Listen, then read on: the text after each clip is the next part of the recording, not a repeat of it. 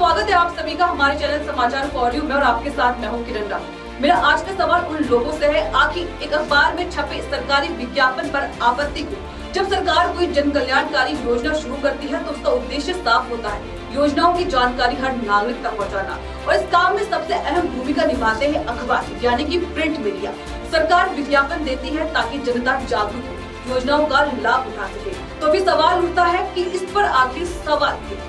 अगर सरकार ने विज्ञापन के माध्यम से 5 साल में 1000 करोड़ रुपए खर्च किए हैं, तो ये भी समझना जरूरी है कि इन विज्ञापनों के जरिए लाखों करोड़ों रुपए की योजनाओं का सीधा लाभ भी जनता तक पहुंचाया गया है। यानी ये पैसा सिर्फ प्रचार में नहीं, जन सेवा की जानकारी में लगा है। क्या ये नजर नहीं आता कि एक छोटी सी खबर या विज्ञापन किसी गाँव के किसान, महिला, युवा या बुजुर्ग तक सरकारी सहायता की सूचना पहुँचाने का जरिया बनता है?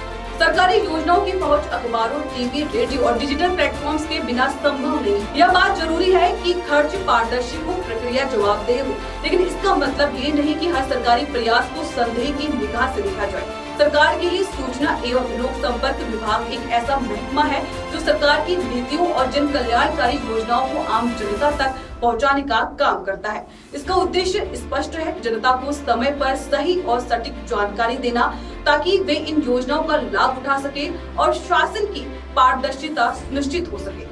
विभाग द्वारा यह काम प्रेस विज्ञापनों, सोशल मीडिया, डिजिटल प्लेटफॉर्म्स और जनसंपर्क अभियानों के माध्यम से निरंतर किया जाता है। यह एक संवैधानिक और लोकतांत्रिक प्रक्रिया है जो किसी भी राज्य शासन का अभिन्न अंग है। लेकिन हाल के कुछ दिनों में कुछ तथाकथित पत्रकार और स्वयंभू मीडिया विश्लेषक इस विभाग की कार्य प्रणाली पर सवाल उठाने लगे हैं। वे आरोप लगाते हैं कि सरकार की योजनाओं के प्रचार प्रसार पर जरूरत से ज्यादा खर्च किया जा रहा है। अब ऐसे में सवाल ये उठता है कि ऐसे आरोपों का असली मकसद क्या है? क्या यह आलोचना वास्तव में पारदर्शिता और जवाबदेही की भावना से प्रेरित है, या फिर इसका उद्देश्य केवल सरकार के प्रयासों को बदनाम करना और जनहित के कार्यों को बाधित करना है?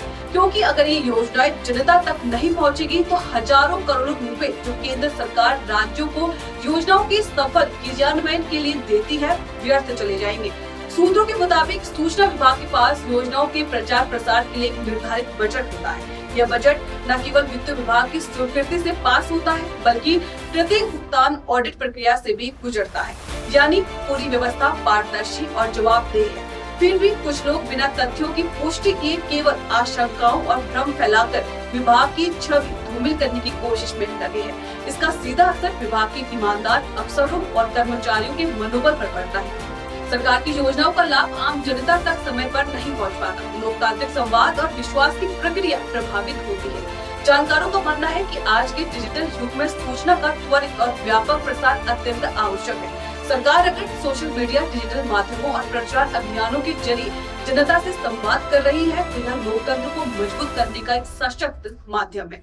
विभाग से जुड़े वरिष्ठ अधिकारियों ने यह भी स्पष्ट किया है कि सभी योजनाओं और उनके खर्चों का विवरण विभाग के सार्वजनिक पोर्टल पर उपलब्ध है, ताकि कोई भी नागरिक या पत्रकार तथ्यों को जांच सके और विभाग की पारदर्शिता को खुद परख सके। सूचना विभाग और मीडिया दोनों की जिम्मेदारी है कि वे जनहित में काम करें, न कि दूसरे की छवि बिगाड़ने में समय गंवाएं। आवश्यक है कि तथ्यों के आधार पर सवाल उठाए जाए ताकि जनता को सही जानकारी मिले और राज्य के विकास में सभी की भागीदारी सुनिश्चित हो सके।